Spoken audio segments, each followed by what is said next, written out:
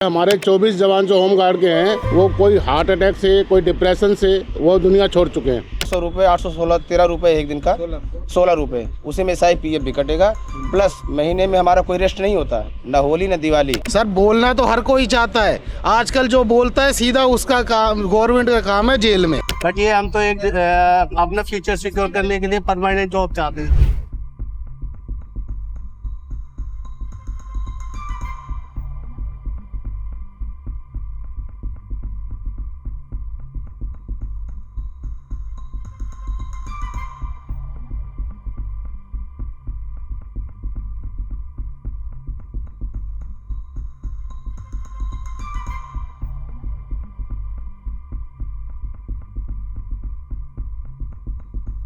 Driver हूँ कि इतना है कि सरकार से समान काम और समान वेतन हो।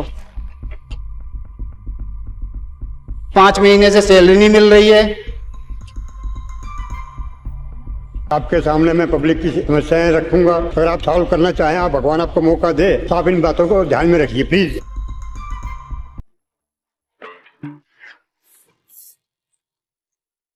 भैया मेरी माँ से मिलो आप। Mommy,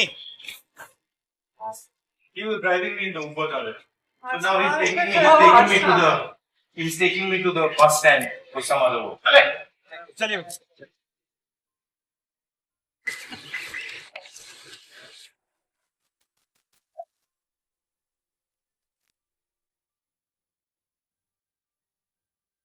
नमस्कार, कैसे हैं आप लोग?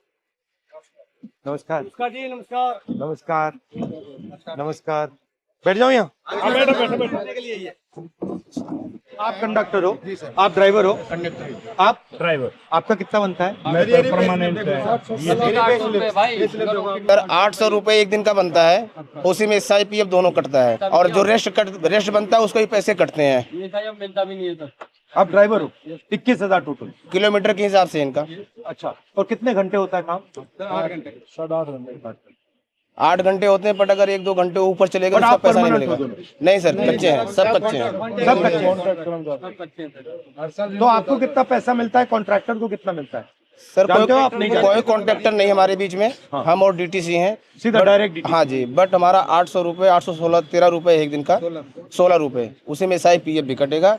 प्लस महीने में हमारा कोई रेस्ट नहीं होता, ना होली ना दिवाली। कोई दिन नहीं होता? कोई दिन नहीं, अगर सैटरडे कुछ नहीं, उसका पैसा कटेगा जिस दिन हम छुट्टी करेंगे। जितनी छुट्टी करेंगे उतना पैसा कट जाएगा।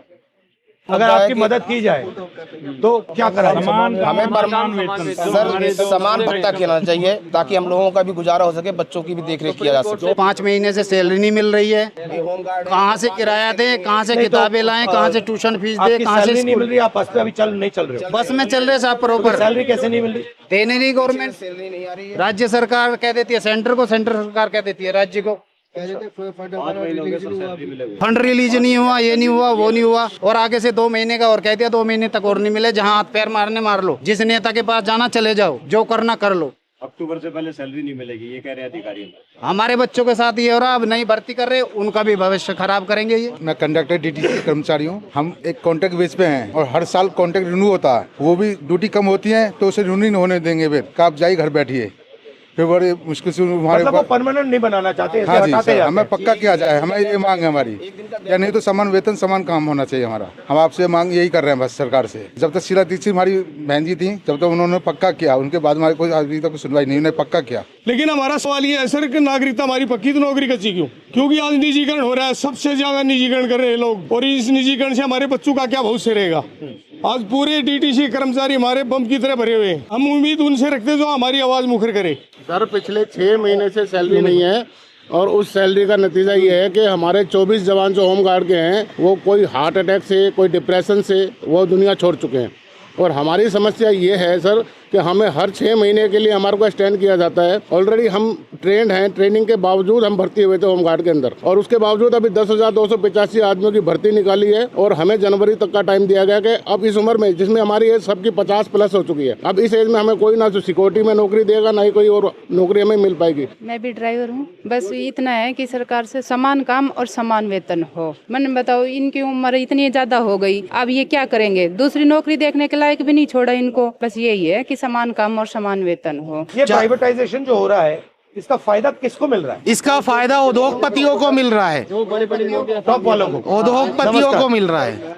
आप एक्सपीरियंस हैं, कब से चला रहे हैं आप? मैं जब चला नहीं रहा, मैं अंदर हूँ वर्कशॉप के अंदर, और मैं वर्कशॉप में, हाँ, जब से बहुत संभाला है, गाय और बछड़े के समय से मैं कांग्रेस का हो रहा हूँ, और मुझे बहुत खुशी है मेरे लिए, मुझे आपसे मिलने का सौभाग्य मिला। और आपके सामने मैं पब्लिक की समस्याएं रखूंगा। अगर आप सॉल्व करना चाहें, आप भगवान आपको मौका दे, तो आप इन बातों को ध्यान में रखिए प्लीज, क्योंकि इसलिए आया हूँ यहाँ। ये आम आदमी है, ये आपकी ही जनता है, और आपसे प्यार करने वाले हैं कांग्रेस के नाम से। बताइए। ठीक है सर। रही बात रोजगार की, आज मोदी जी ने इतना बुरा हाल कर दिया देश का, हमें एक तरह से गुलामी महसूस होती है। पढ़े लिखे का अंतर खत्म कर दिया इन्होंने।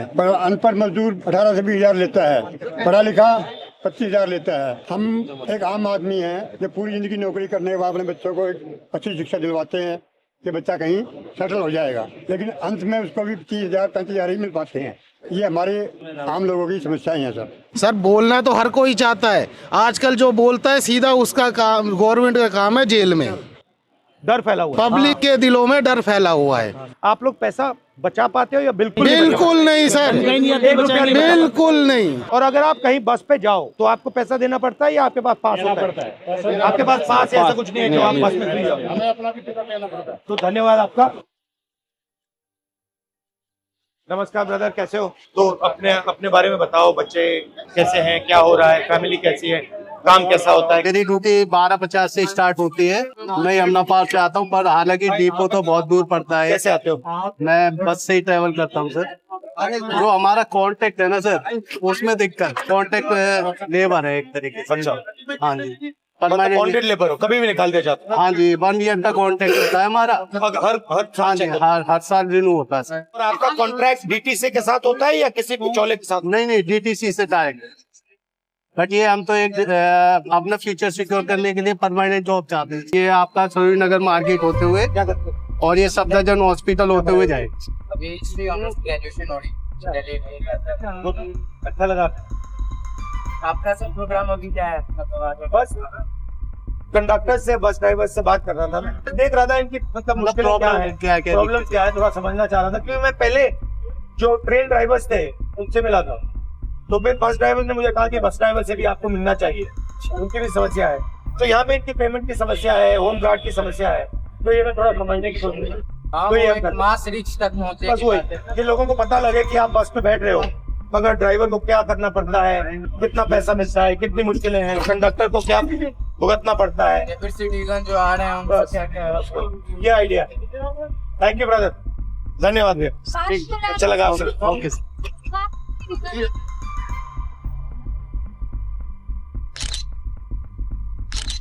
Thank you.